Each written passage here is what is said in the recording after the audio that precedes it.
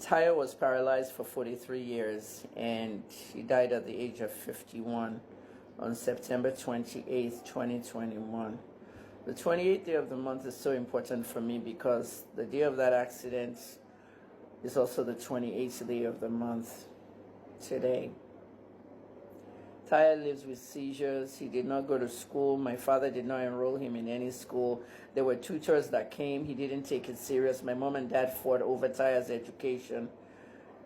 President Babangida would give him money. President Obasanjo would give him money. Everybody will visit him. Even in 2017, Amadu Ali, who caused the riot, Ali must go. I spoke to him on the phone via some Nigerians that connected me. And he said he thought Tayo had died on that night. He never followed up with Tayo. At the end of the day, Ali is almost 88 years old. All of them are elderly now.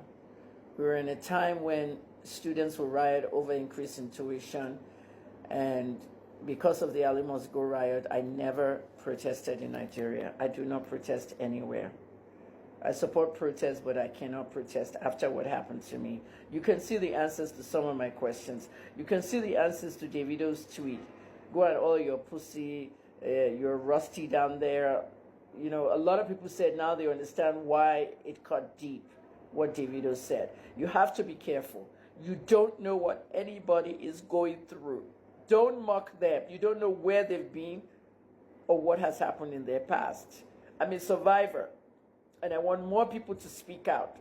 Some people say, why didn't I speak out when my dad was alive about all the things he did, the occult things, the rituals? I spoke out when he was 80. I spoke out on my 60th birthday. On my 60th birthday, I did a video telling you I was sexually assaulted on Ikorodu Road. I told my story. The poster right there on Facebook. Maybe you didn't hear it. Maybe you were young when I did the 2015 one. But here I am again. In 2025, my father is gone. For me, it's a relief. It let me speak out, and I want many other girls to speak out. Many people are going through sexual assault.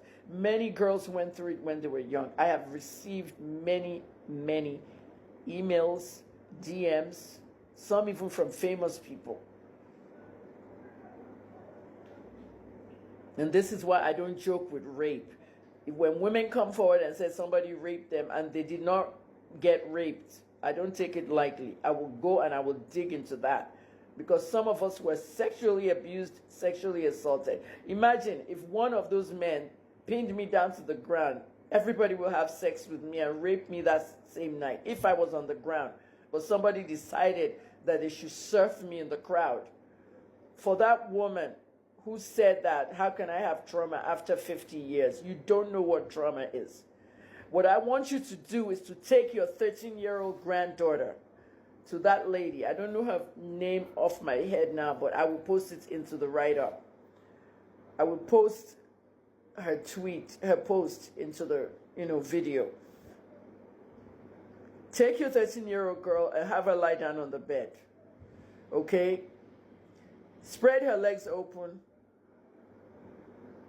and take 6 plastic forks and stick it down her vagina and tell me how she feels. Videotape it and show me. That's how I felt. For that Ibadan page, can you imagine a Facebook page saying that it's not possible for 20 men to assault you? It is possible it happened. It could be more than 20 men. Be careful what you say about this, okay? Because it can happen to you. It can happen to your daughter. It can happen to your granddaughter. All I did was travel with my family in the morning, and I was excited to go to Lagos and ended up the day with a nightmare. Pray it doesn't happen to you or your family.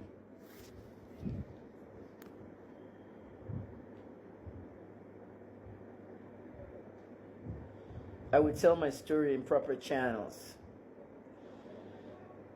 Some people are sexually assaulted and they're raped. Others are just touched. And I happen to be someone that was circumcised at 5 years old and somebody that was also touched at 8-year-old by one of my father's students. The person is dead now. If I have to mention that person's name, which I'm going to mention in my book, it would just ruin his family, because his children are grown. They're in their 40s now, and they didn't know their father was a pedophile.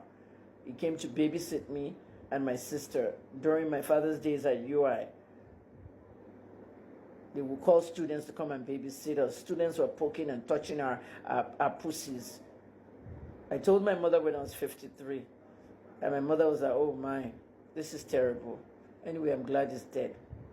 I'll mention it in my book. I'm writing a book. I've never written a book, but I'm trying to. If you know what post-traumatic stress disorder is, you understand. A lot of Nigerians didn't donate for my medical. I asked because I asked. I didn't have to ask. But I will be off social media for a while, maybe the rest of the year, to get more therapy, for any amount of therapy I can get. I rarely do any more content. I'm just like, I'm disconnected from the world right now. Disconnected from the world. Thank you for listening, Dr. Kemi OLUNLOYO.